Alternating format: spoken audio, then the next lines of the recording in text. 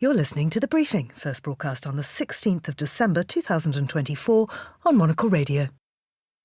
It's 2100 in Seoul, 1500 in Damascus, 1400 in Khartoum and midday here in London. That's the time on Monocle Radio, brought to you by Chanel Watches. The Briefing starts now.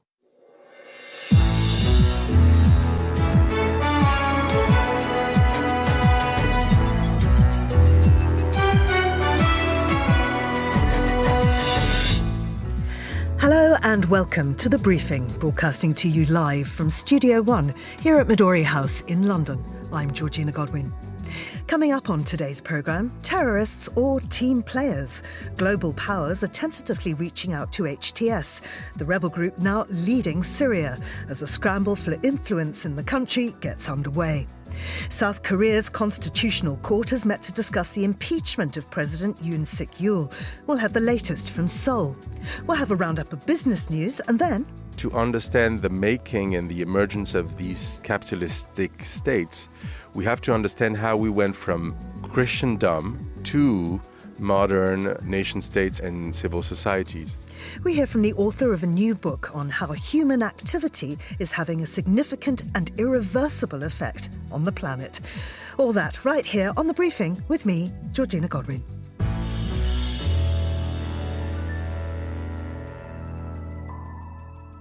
We begin the show in Syria, since Bashar al-Assad was toppled in an uprising led by factions linked to Hayat Tahrir al-Sham, or HTS. Various foreign powers are weighing in to redefine their relationships with the new leaders against the complex and shifting dynamics of Syria's fractured landscape.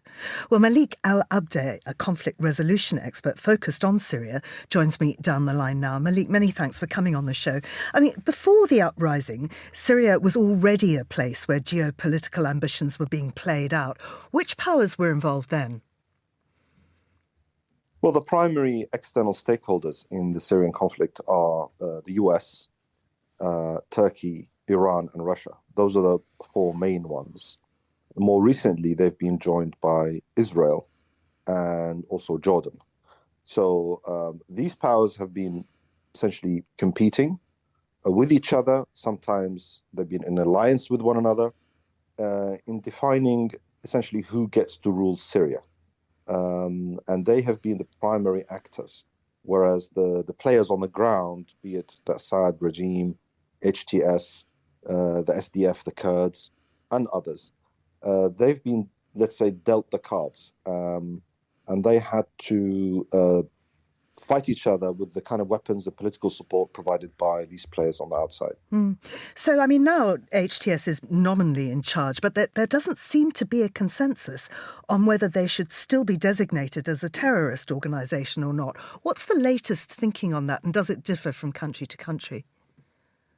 Look, HTS's journey away from Al-Qaeda has been going on for the past seven years or thereabouts. So this is not a new phenomenon. They have been distancing themselves from Al-Qaeda for many years, and they've been in discreet talks with a number of external parties, including the US, for quite some time.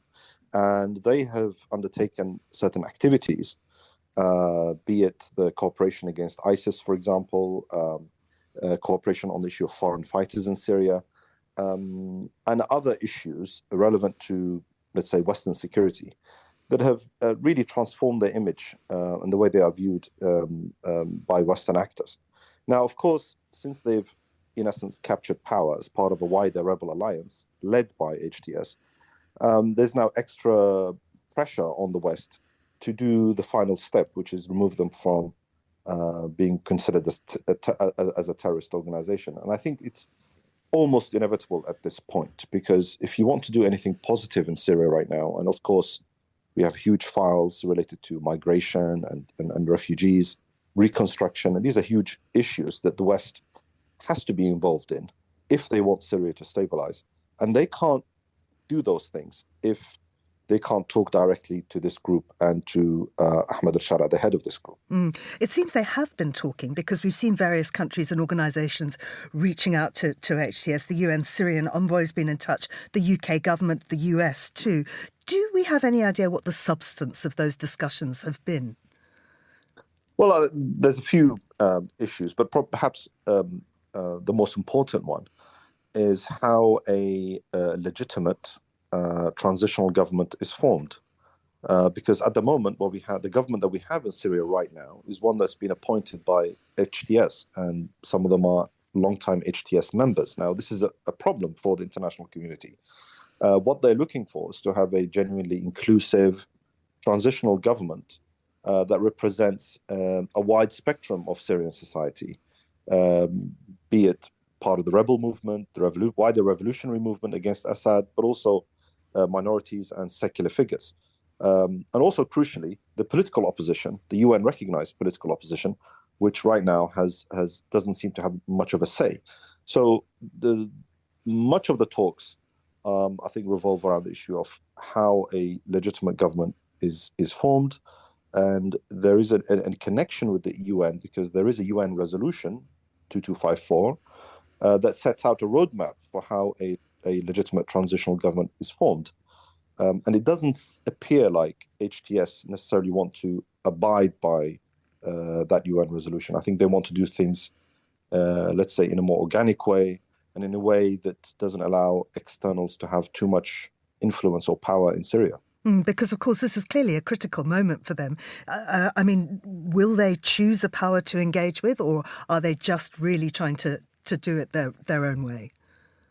I mean, at the moment, it appears like they're trying to create facts on the ground so that ultimately the West just has to deal with the de facto power and accept Ahmed al-Shara's de facto presidency of the country. However, the West does have levers, or the international community as a whole does have important levers.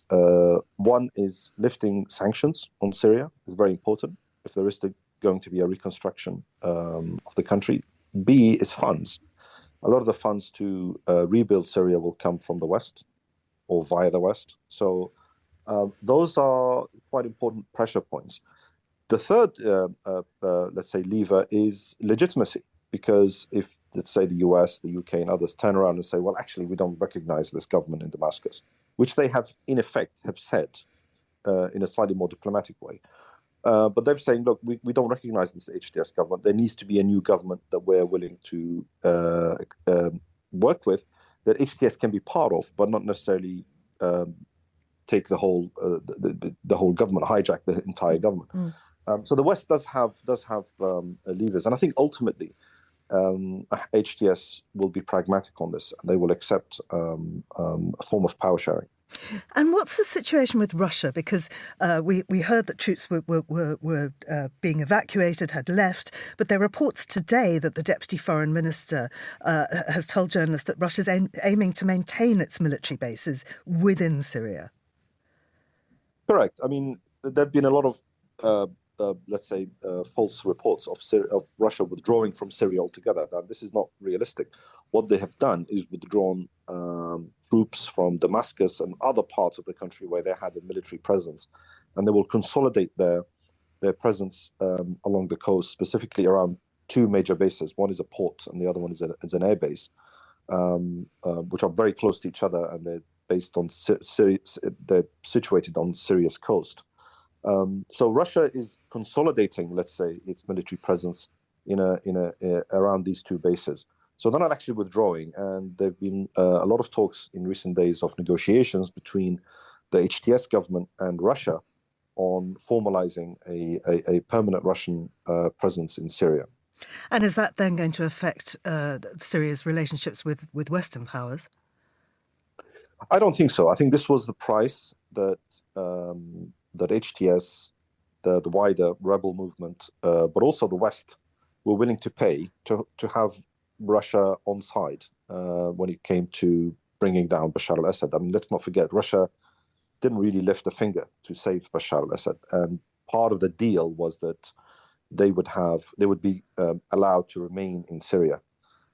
So this is all part of a geopolitical deal that was done days before Assad was toppled. Mm-hmm. And just a final quick couple of questions. Firstly, Israel is still bombing the country. Why is that? And secondly, is there still any involvement from Turkey? Well, Turkey is the big geopolitical winner from Assad's downfall because HTS and other rebel groups that participated in the offensive were all supported by Turkey directly or indirectly. And so Turkey now is perhaps the most important actor in Syria, external actor in Syria right now. They certainly have a lot of leverage over HTS. And the opposition as a whole. Turkey has long been a sponsor of the opposition and had boots on the ground, still has boots on the ground in northern Syria. So Turkey is an important player now in Syria. Israel is bombing, it's bombing specific sites in Syria, which they believe contain what they call strategic weapons. They also bombed Syria's navy and so on. The purpose of this bombing is to ensure that HTS, which obviously they consider as a terrorist organization, doesn't get its hands on these weapons because they're afraid that HTS, as an Islamist movement, is naturally, to say, antagonistic towards Israel, and they don't want HTS to form a real army with heavy weapons. So that's why Israel has been bombing. But ultimately, what Israel wants is a government in Damascus that can guarantee the security of Israel, to ensure that no threats emanating from Syria target Israel. And so what we're looking at is really all this bombing and ground incursions by Israel is really posturing, and they're raising the stakes in order to eventually force any future Syrian government to come to the negotiating table and agree a new ceasefire agreement with Israel that would guarantee Israel's interests. Malik, thank you very much indeed. That was Malik Al-Abdeh, a conflict resolution expert focused on Syria. Now, here's Anita Riotta with the day's other news headlines. Thanks, Georgina. German Chancellor Olaf Scholz will face a parliamentary vote of confidence today that he is widely expected to lose. A loss would likely trigger early elections in 2025 as budgetary tensions continue in Europe's largest economy. North Korean units fighting for Moscow have suffered losses in Russia's Kursk region, this according to Ukraine's military. Control of the Kursk region remains key for any potential peace negotiations between the warring countries. Israel will double its population in the occupied Golan Heights. This, according to Prime Minister Benjamin Netanyahu, who cited threats from Syria for the increased presence. Cyclone Chido, the most powerful in the region in nearly a century, has hit the French islands of Mayotte, killing hundreds, if not thousands, of people. Those are today's headlines. Back to you, Georgina. Thanks, Anita. A second vote to impeach South Korean President Yoon Suk Yeol was passed on Saturday over his attempt to impose martial law on the country. Well, this is now being reviewed by the Constitutional Court, who will hold a public inquiry on December the 27th and come back with a decision on whether or not to remove Yoon from office altogether within the next 6 months. Yoon has been temporarily suspended. Stephen Barwick, who is a staff writer for Nikkei Asia in Seoul, joins us now. Steve, the Constitutional Court has 180 days, 6 months, to make up their minds. But at present, there are only 6 members of what's meant to be a 9-member body. Is this important? It will be important because I do believe there's a certain quorum for when it comes for them to vote. Like, in order for the results to be valid, there needs to be a certain the court needs to have a certain composure. So there's some urgency there, and I mean, I would say that urgency is reflected in a lot of institutions in South Korea now because of the unrest that's been ravaging the country since December 3rd. You know, we have the defense minister has resigned, and Yoon is out of office himself. The prime minister has taken over as an acting president, and there's a lot of institutional stitching up that needs to be done. And I think I expect the Constitutional Court to deal with this reasonably quickly because there's a very strong sense of urgency in the public that we need to get back to business as usual. So who chooses the members of the court? That's an internal process, I believe. I'm not a legal scholar, so I can't go into too much detail there, but I know that it's something that happens within the court. Right. Have we had any feedback about the first meeting of the court, which happened today, in terms of, for instance, who might be presiding, which judges will oversee the evidence, and if, crucially, they have any political allegiances? Well, the Constitutional Court is inherently a political body. I mean, the reason that a lot of countries don't have constitutional courts, they just decide these things on a Supreme Court level. So it's an inherently political body, and a lot of the people who staff it end up being, political appointees. But what I expect to happen is that what the justices involved will do is be quite receptive to what they perceive as public sentiment, and public sentiment is very, very strong in this case, strongly in favor of removing Yoon from the presidency. If you look at polling data, it's like well over 70% of people who believe that his actions in attempting to impose martial law warranted impeachment. There was well over 1 million people outside of the legislature on Saturday for this hearing where lawmakers voted to impeach him. So I think the kind of procedural aspects that we've been discussing will be gotten over fairly quickly, and I think we'll have a result pretty promptly. Mm-hmm.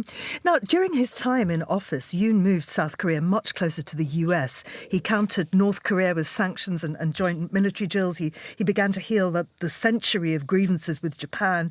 He helped lay the ground for trilateral cooperation to deter China. So what does his downfall then mean for South Korea's international relations? It doesn't mean much in the very near term, because there's an acting president that was Yoon's prime minister, and he will probably carry things on basically as they were before. What it will really depend on is if Yoon is formally impeached, and then if there is a presidential election, who wins that election. Or if that election were held tomorrow, the leading candidate would be Lee Jae-myung, who is the leader of the main opposition Democratic Party, who has a quite different foreign policy orientation than Yoon did. He's more of a kind of classic South Korean leftist in that he is an advocate of rapprochement with North Korea.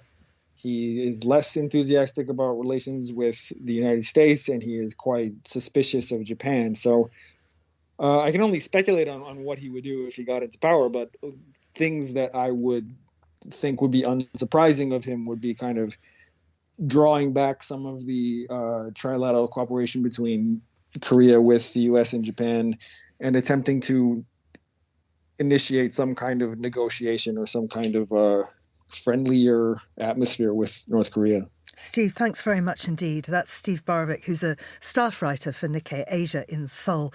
This is The Briefing on Monocle Radio. For a celebration of all things print, tune in to The Stack, featuring expert analysis, the view of magazine veterans, and a look at what's flying off newsstands around the world. This is very unique, to be able to buy a magazine and to find that many doors which you can open and that lead you into very different worlds. Listen to The Stack and hear Fernando Augusto Pacheco in conversation with our favorite editors. The Stack airs every Saturday at 10 a.m. London time. Make it part of your must-listen lineup, live or on iTunes, Spotify, or wherever you get your podcasts.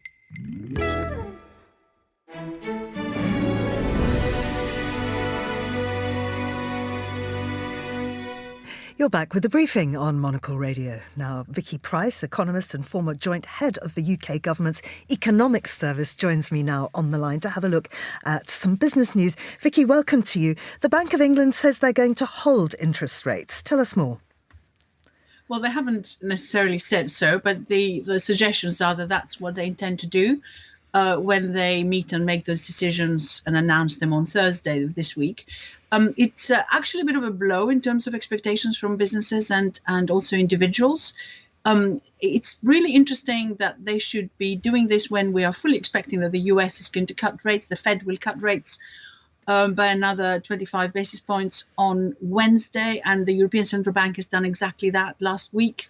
So indicating quite clearly that they think that inflation is under control. Inflation seems to be under control, even though obviously it went up in the latest month slightly, but very near the target of 2% in the UK as well. So it's a little bit difficult to understand why that should be the case, unless there is a belief that perhaps we could maintain sort of low inflation for a while longer by having a stronger pound, because obviously, the exchange rate is very much determined by the differential in interest rates anyway. So it is a little bit surprising, particularly given the fact that the economy is clearly slowing down.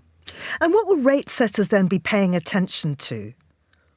Well, they'll be looking at services, which indeed have not been tamed necessarily. So they will be looking at how the service inflation part of the overall component of CPI is moving. And we know that manufacturing and goods have been quite low, in fact, negative at various stages, but services have remained stubbornly high. And also they'll be looking at wages. We have actually seen wage growth slow down, and we've now seen wage demand slowing as well. So I think from that point of view, it shouldn't be a big issue. So it's happening elsewhere. I mean, similar indicators exist in other parts of the world. When we look particularly at the central banks in Europe and the Eurozone and also in the US, that the trends are similar. We have month-on-month changes. Sometimes inflation is higher, and the reason why that is because if you're looking at the year-on-year growth in prices, what you see is that there are differences of what we were doing a year earlier. So there could be some subsidies that are being removed. That certainly is the case in Europe.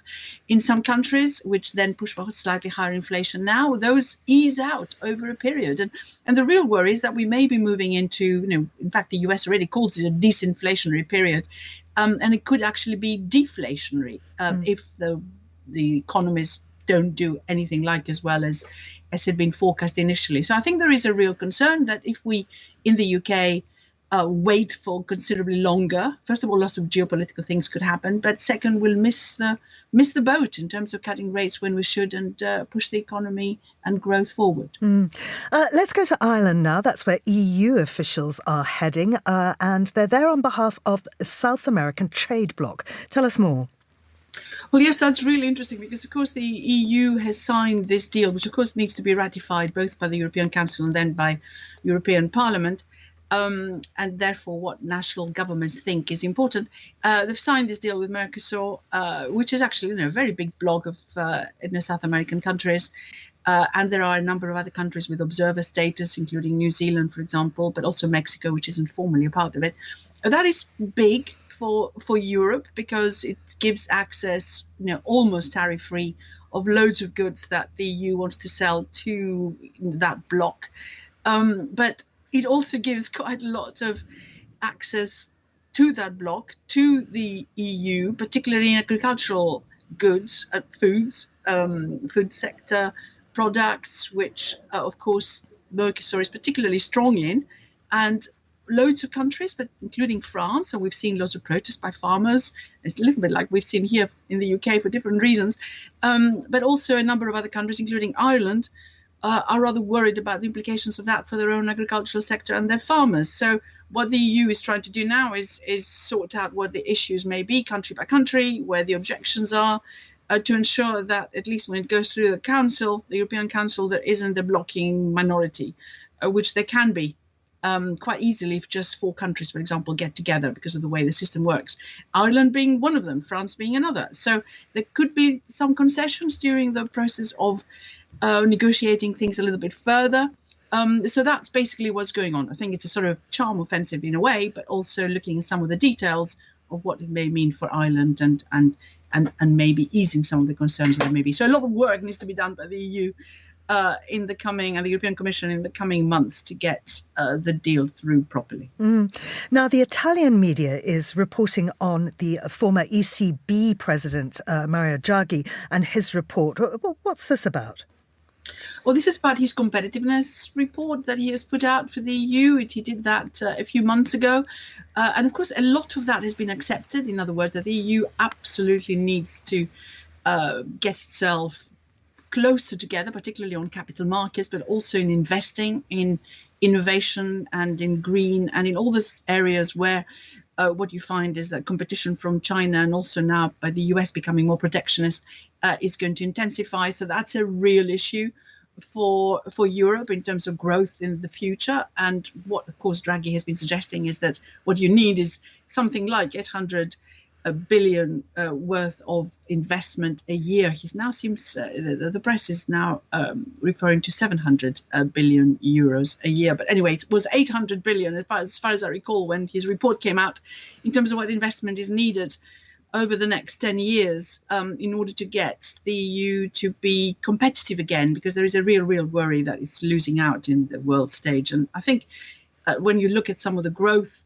forecast and what's happening in Germany, which absolutely needs to change its industrial structure, then you can see why that is absolutely important right now.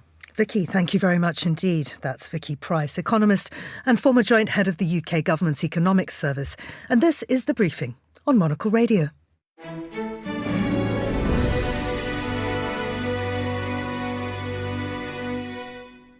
Finally, on today's show, some historians and philosophers argue that we've entered a new geological era called the Anthropocene, where human activity is having significant and irreversible effects on the planet.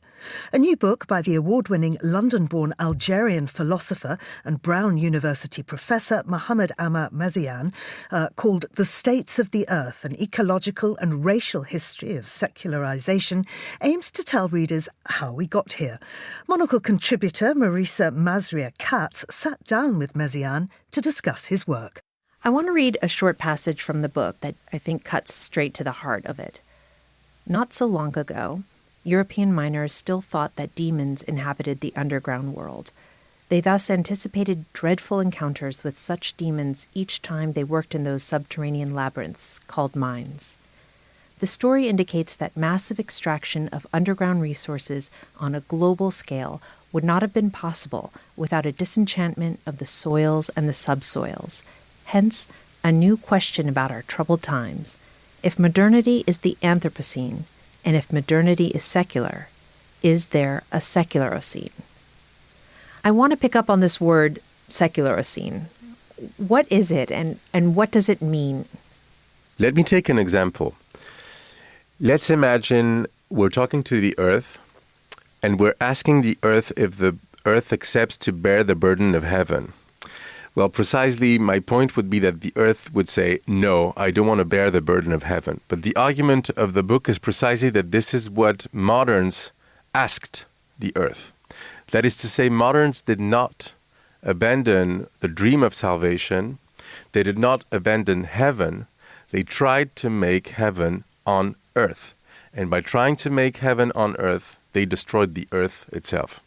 Precisely because resources are finite, it cannot realize or embody something that to some extent would presuppose an infinite progress and therefore infinite resources that actually we don't have.